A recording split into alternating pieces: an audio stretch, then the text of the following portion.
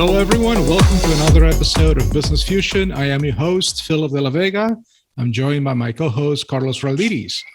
And today we're honored to have with us Jim Hutcheson. He's managing partner and founder of the family business consulting firm Regeneration Partners.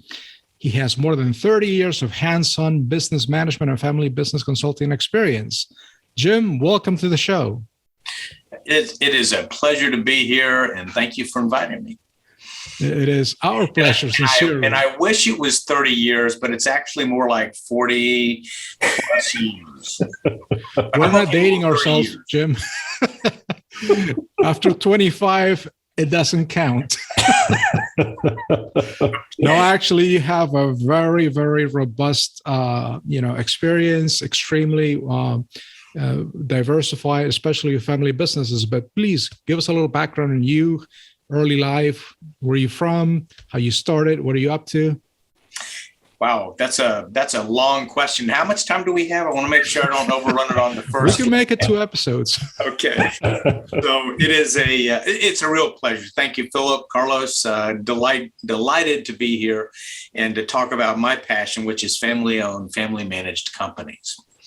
And you asked me to talk a little bit about where I'm from. So I was born in Connecticut. I lived there about 15 minutes and moved to Dallas and was graduated high school in Dallas, Texas, and went off to college and ultimately went to work for my family company. I was in my family company for 21 years, but back on the education piece, I have a degree in psychology, a degree in sociology, an MBA, a master's in behavioral economics, and a certification in positive psychology. Education is one of those things that doesn't end. If you're a consultant, you continue, at least we do in our firm, we continue to go forward with kind of educating ourselves on new and current things. So that's my educational background. My work background was that I worked for my family company for 21 years. We were a small photography company when I joined and left out as president of the company, CEO of a company with about 15,000 employees and 1,000 locations in Europe, Canada, primarily United States, primarily the southeastern United States. Mm-hmm.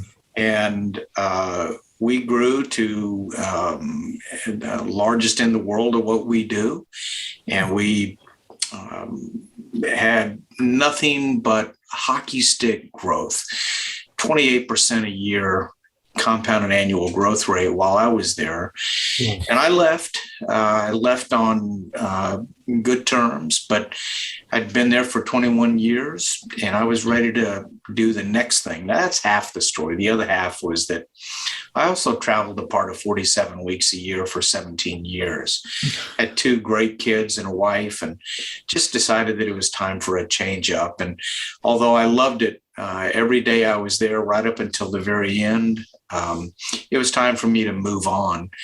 And I moved to become a specialist in working with other family firms, given that I had the scars on my back of working in a family business. And I had a background in the social sciences and successful business career. I thought that would be a good move for me. And it's turned out to be a fantastic move.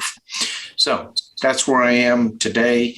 We do nothing but work with family-owned, family-managed companies across all industries, range of sizes. We've worked with, the largest family business in the world on down to mom and pops. And the one thing that ties all of our client work together is uncertainty. That's the umbrella issue. How do we, what do we, what's the best move? And, help us understand this a little bit better. So we've worked with about 250 client families. And I got to tell you that the next one's going to be the most exciting one I've ever had because everyone is new and different and unique.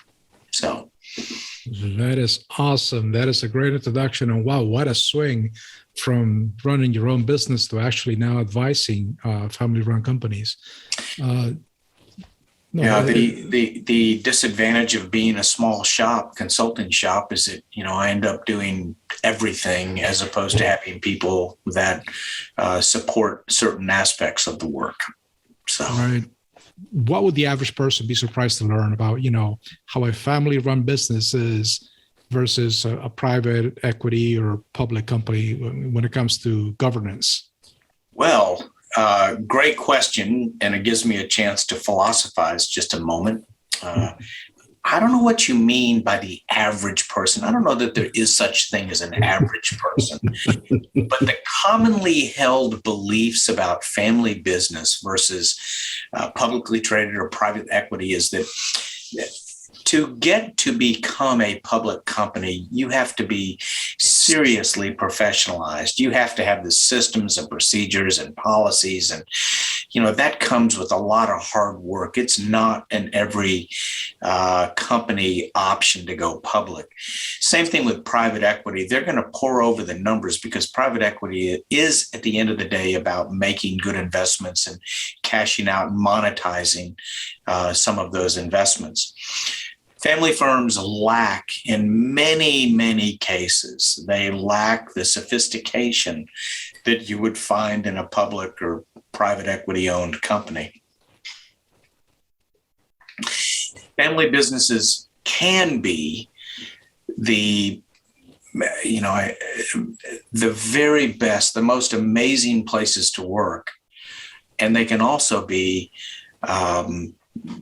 awful, terrible, divisive, and all the negative things that you can think of. And that drama sells. It's like, I'm sure many of your listeners have seen Succession, but it's not Succession. It's Yellowstone. There's so many television shows that are out there that are family-driven entities. And it's the drama of the family and the stories of the family that really make it unique.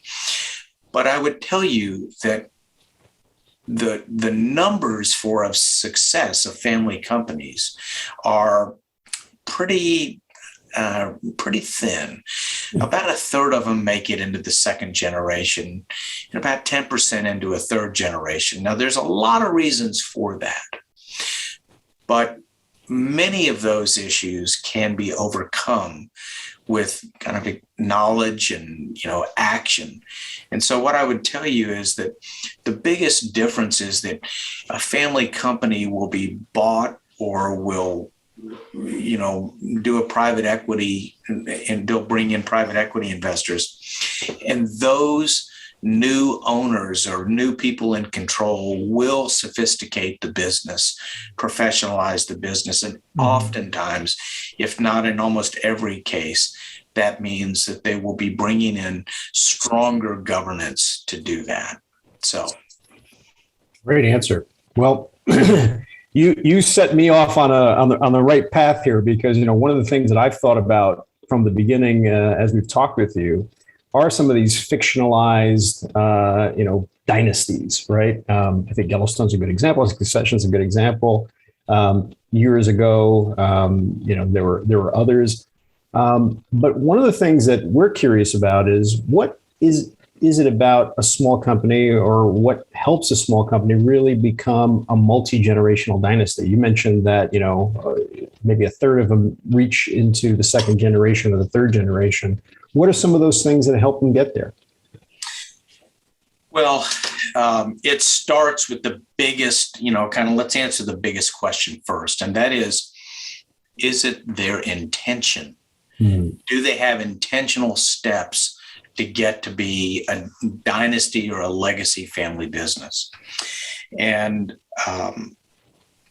what do I mean by that? Let me draw you a parallel that I frequently use with some of our clients, and that is, what's the goal? What's the goal of parenting?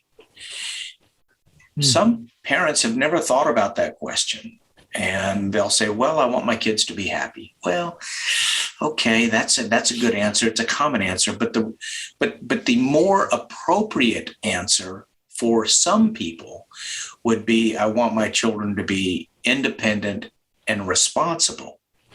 And that is a very intentional. Do you help tie the shoe? Well, of course, we're always rushing. We're always late for something when you have children, right?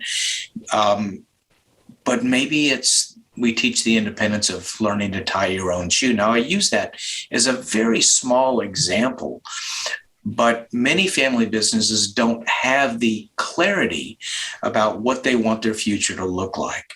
So that would be the first piece, is what's the actual intention? Philip, you mentioned private equity groups. Mm-hmm.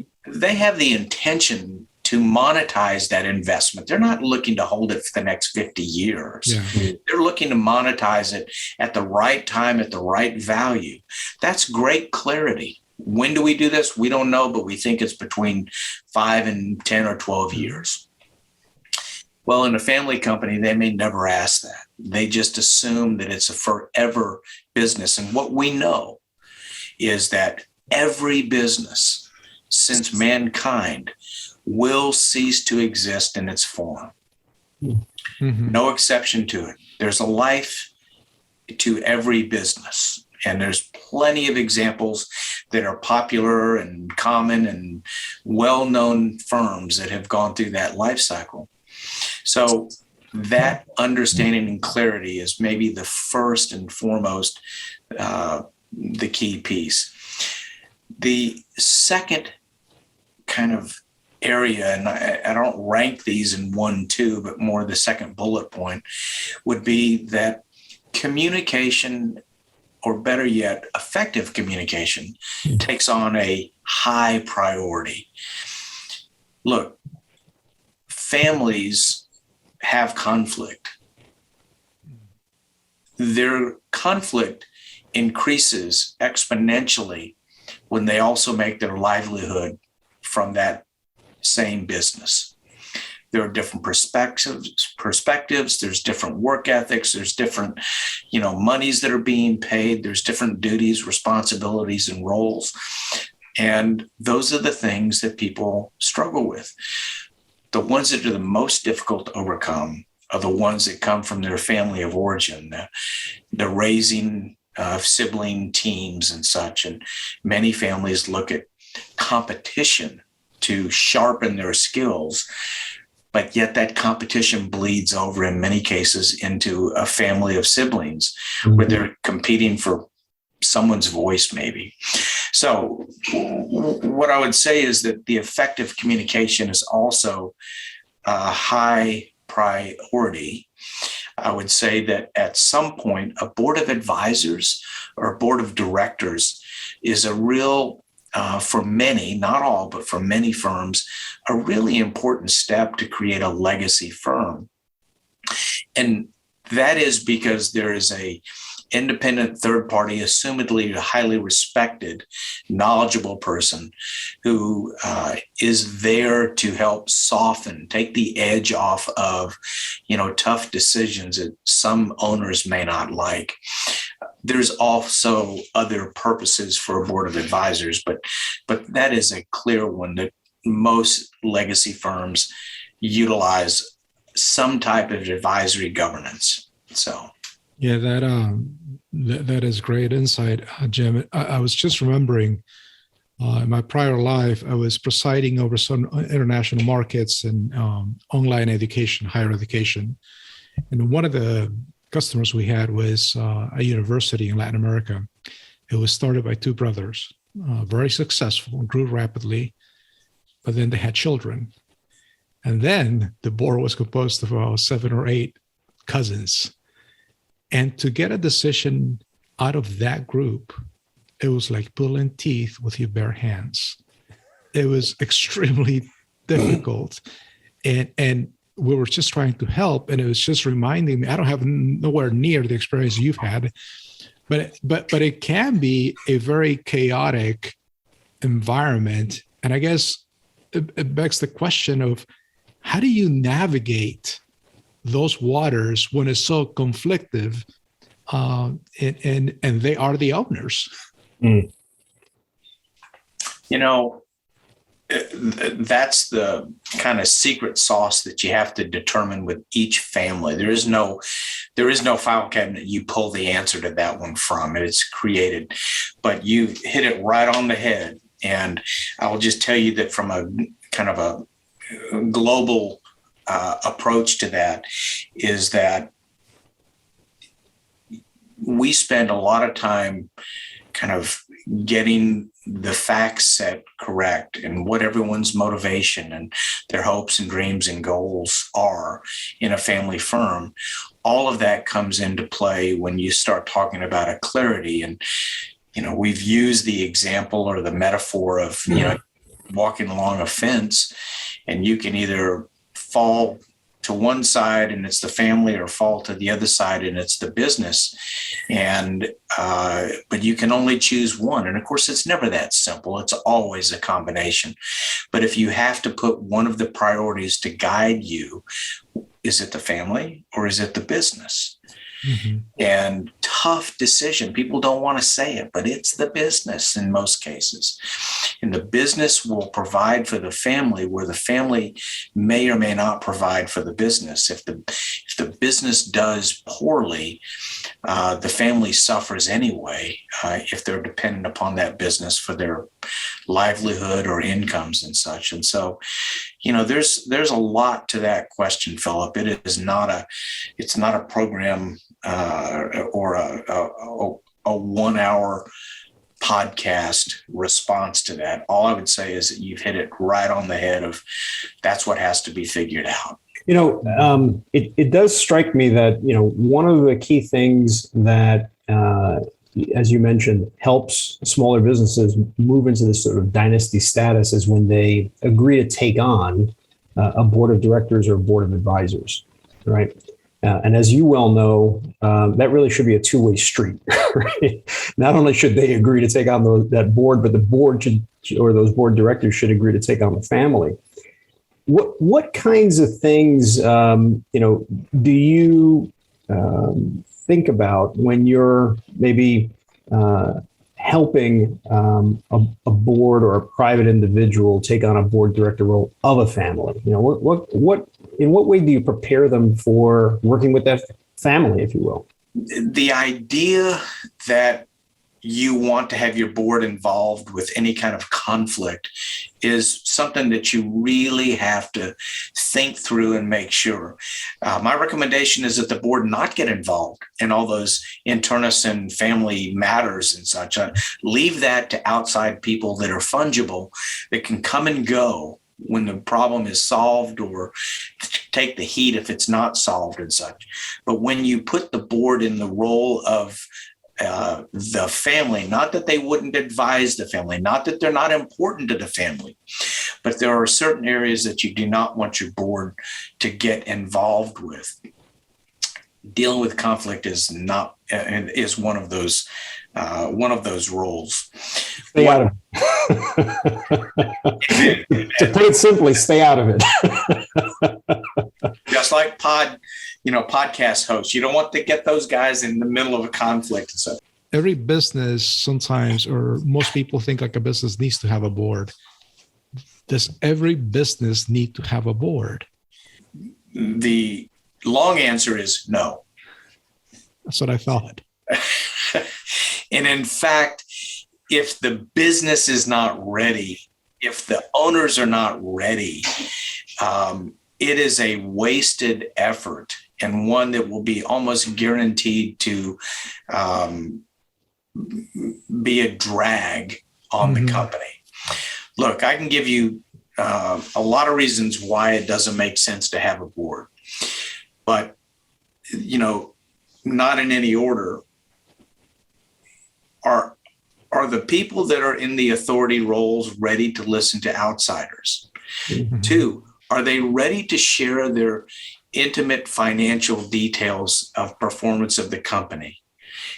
If they're not, there's no point in having a board. 3, is there a clear reason why you should have a board at this stage in your life cycle of your business? If those answers are not satisfactory, having a board is just a cosmetic thing. I mean, are they really going to listen to it? Is it really going to matter? Are you just putting your friends because you want to reward them? Do you want to just hang with a different group of kind of higher level professional board people? Those are not reasons to have a board.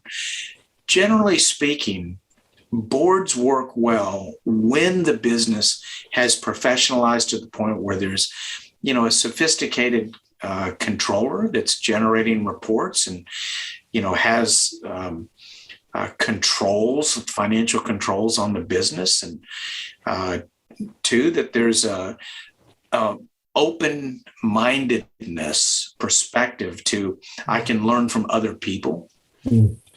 And then three, that you're not bringing them on for the wrong reason. In some cases, people have gone to enormous effort and steps and costs to bring a board together only to deal with one personality issue. Deal with that issue and then put a board in place and see if you still want that. I'm not, I hope it doesn't sound wrong to say this, but I have been working as a consultant now for more than 25 years. The work that I've done, shockingly, has been to dismantle more boards than to put more boards into place. And the boards turned out to be nothing except kind of a great dinner, but there was no purpose to it. Mm-hmm. There was no real understanding of it. And it's like, okay, if you want a real board, here's what we have to do in order to structure that. And a lot of folks are just not ready for that. And so there's no point in spending the effort and the money on that, in my opinion. No, and I definitely agree. You keep on using the word professionalize, and I think there may be, it's such a simple word, but it covers so much, right? Professionalism has to do with, like you said, leaving your egos outside, having financial controls, having strategy, having governance, and making sure that, people are doing what they're supposed to be doing, perhaps getting rid of nepotism, right? And all of these things that at the end of the day, the entity, the business, it's an entity by itself, and therefore we're looking at the best value or the best outcome for that entity. But when people are not willing to look at that separately, I think, to your point, maybe the board is not really doing what they're supposed to be doing. Maybe the board's not even needed. Maybe it's just advisors until people are ready to listen to. Remember the idea that's right, Philip. But remember the genesis of a board. Mm-hmm. I think this is important to kind of come back to, and that is that the kind of the primary purpose of a board was to provide assurance to a wide range of ownerships that had no say in the company. So we elect our representative, mm-hmm. To be on the board of a public company. And they are there as a fiduciary duty mm-hmm. to make sure that they are watching after my investment in that particular company, mine and yours. And so we want the people that are most qualified, that will stand up for or announce when things are not right, or if change needs to come, or so on and so forth. A lot of reasons. That's the original purpose. If you back that down into non-public, private equity boards are ownership. We own the company. We need someone that's a specialist in the space, someone that's done this business, that knows it better than we do, that will represent our interest as a private equity owner. And then you get down into a family business where the owner may be, if you take a single entrepreneur, they may be representing their own interests, which is nothing wrong with that. Certainly is a voice. But if that becomes the only voice, And so if you hire advisors, that they have zero fiduciary duty, they have zero, say. If they don't like it, if the owner doesn't like it, they just simply say, well, we'll start over. You 4 people are gone and we'll bring in the next 3 people, or maybe we'll take a break, or I want everybody on the family to be on the board. And that is typical of a family company, is that, well, we're an owner, so I'm on the board. And it's like, wait a minute. That doesn't make any sense. What do you bring to this role? Are you going to be able to actually sit down and tell your parent that they're not doing the job well? Are you going to be able to bring something other than what somebody in the family has already brought to the board?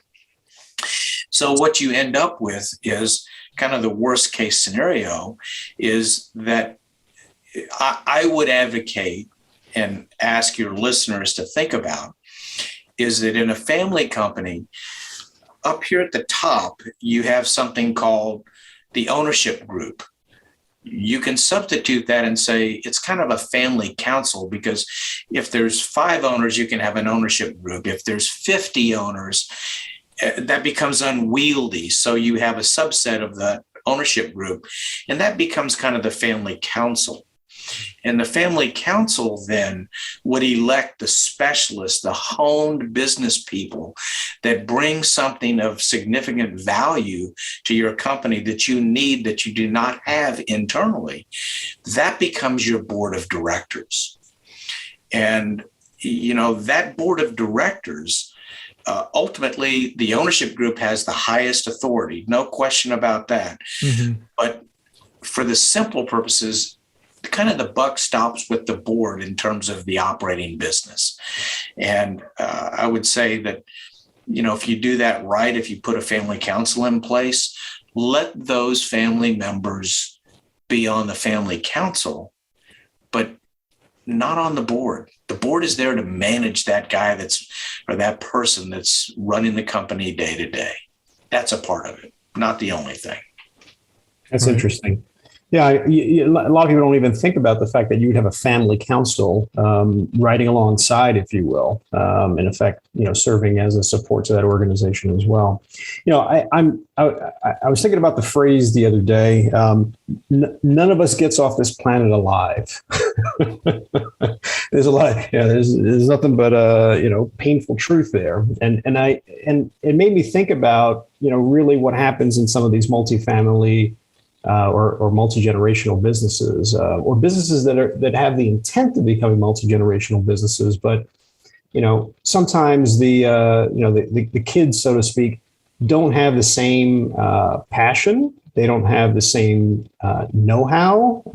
Frankly, they don't have the same interest in taking over the business. You could say that that's been one of the biggest contributors to a lot of the breakdown of farm businesses, for example, in the United States. It's just too hard, the work.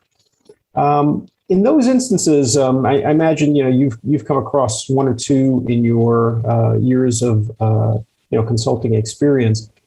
What are some of the things that those companies have as options to continue the business, or is it a foregone conclusion that if you don't find somebody in that succession path who wants it, that they shudder?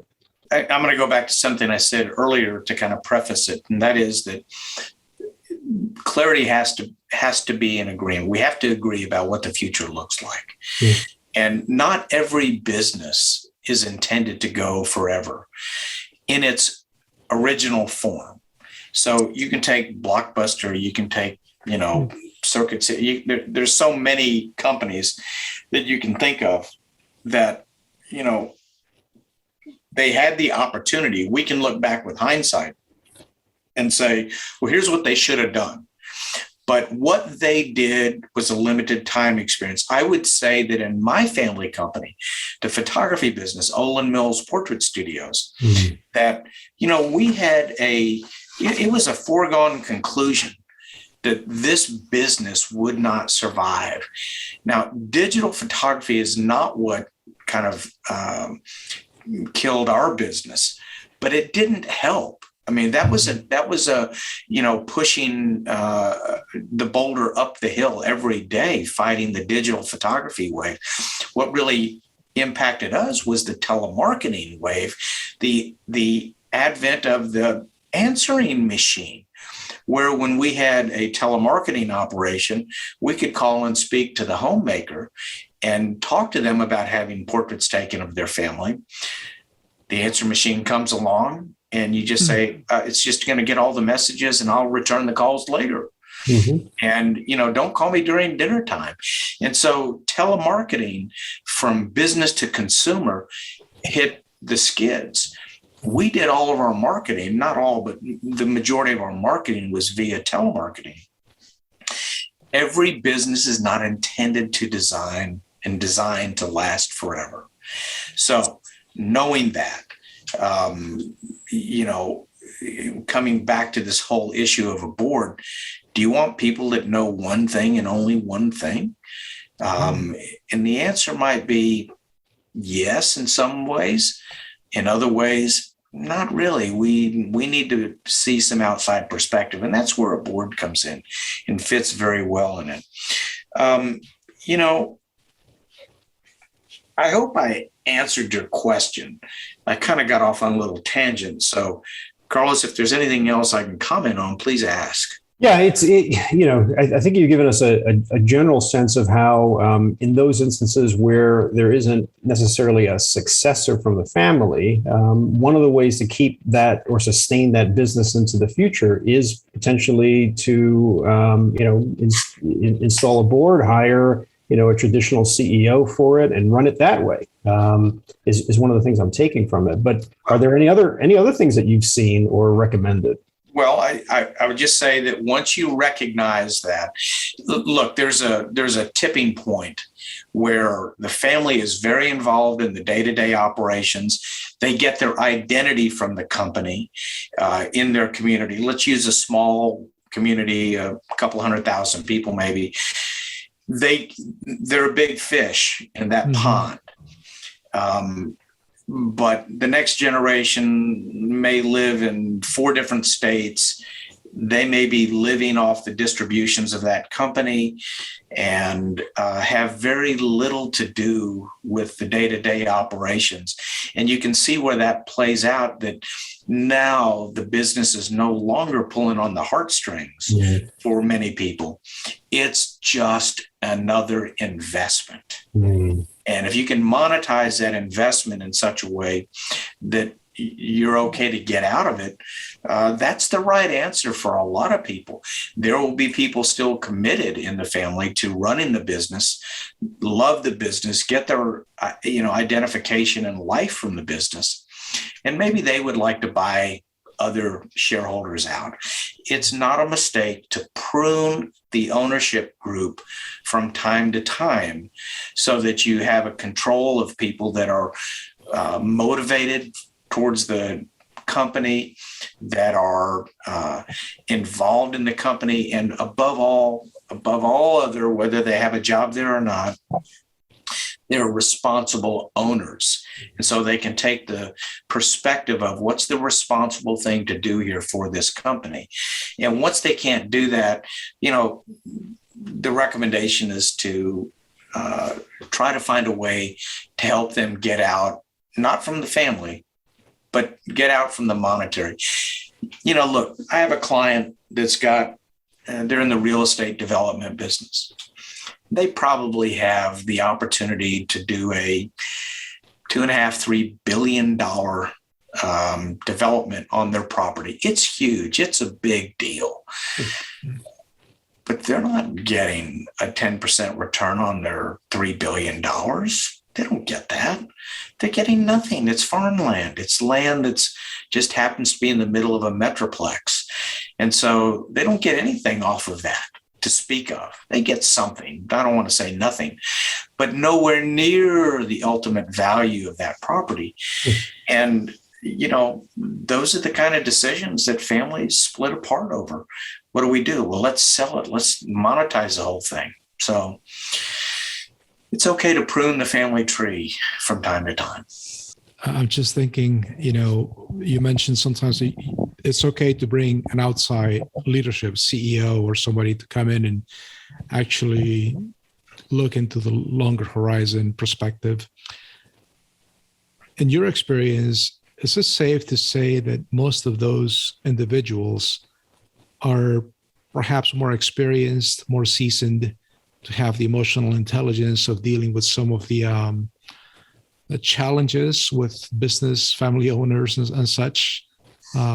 Has that been your experience? Have you seen that? Or the founder is an entrepreneur, a risk taker, no question about it. They take risks. And Carlos, I think you referred to something about the next successive generations. Well, second generation, you hate to stereotype, but oftentimes they're maintainers, not builders.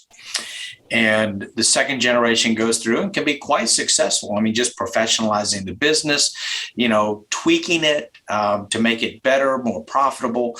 And, they can be very successful. But it's the next generation that sometimes you have to kind of think about, because generally the founder, at least still today, the founder of companies, they're more hard-scrabbled people. They started because they needed to start something, and they had an idea, and they took risk, and they borrowed money, and they understand the tea leaves of their company and possibly of their industry. The next generation may also understand all that, but they're not having to borrow the money and appease the bankers and all that kind of stuff. The third generation, it is not a bad move. It's not a mandate, but to bring in somebody that has a little entrepreneurial spirit behind them, to how do we now juice the growth of this company that's been successful for many years, but maybe we're not living up to our full potential. Again, lots of examples with that. And especially today where, you look around at some of the client work that we've done that has had, a traditional bricks and mortar distribution business. And now that business has gone totally online. And now you have, a whole different mindset that the family may not even be aware of. And so finding somebody with like an e-commerce background, a successful e-commerce background, might be just the thing needed for a company like that. If you could speak to, a younger Jim Hutcheson, maybe a 20-something Jim Hutcheson, is there any advice that you would give him? The answer to that question, I love to say it, it's say yes. Say yes. Say yes to life. Say yes to doing things. Don't be afraid. And life is meant to be lived. And so I would say yes. There's probably a lot more profound things that I would say if I had more time to think about that one. But the short answer is say yes. That's awesome. I think that actually is profound, to be honest with you. It's a lot more profound than you think it is, because there's been so many talks about that, of just stop playing it safe. Say you only live once. No, you live every day. You only die once. That's right. Thank you, Philip. I'm gonna remember that. You said something else one time that I was very impressed with, but I didn't write it down fast enough. By now it's just long gone. It's an ether. Well, if any of your listeners hear something really profound coming from you, make sure and make me aware of that program. So, well, Jim, thanks so much for this. I mean, one of the things that we have enjoyed so much about doing this Business Fusion podcast is the opportunity to meet folks like yourself who really are working in a part of the business that maybe Philip and I haven't had as much experience with, and learning from you about what it is like to consult with some of these families who had a great idea at one point and turned it around and made it into a company, and then maybe made a lot of money doing it, and then moved it into the next generation and so on and so forth. That's an area that I've only seen in television shows and movies for the most part. And so we really appreciate you coming in and giving us a sense of what that world is really like. We appreciate your frankness and honesty about it. Thank you. It's, family business is my passion. I lived it. And I've worked in it now for a number of years, and anything we can do to help these companies survive. Remember, they're responsible for 74% of the employment in this country, and they contribute to the gross domestic product in so many ways, and we need them to survive. And having a board at some point for many of them will help them do that. So I think the work you guys are doing with the podcast and advancing the idea of boards has the opportunity to impact a lot of family companies in a really positive way. So thank you for doing that. Thank you. It was our pleasure. Thank you, Jim, for taking the time. If anybody wants to get a hold of you, LinkedIn? No, maybe. If it is, I don't know about it, but I think I've got a LinkedIn account. No, email jim@regeneration-partners.com. Fantastic. We'll make sure we'll put that up. Or go on the web, and you can find us on the web. So, all right, will do. All Jim, once again, thank you for your time, all your wisdom. Folks, thank you for paying attention. This is tremendously great material. Please like, comment, subscribe. Until next time, be good and do good. Take care, guys.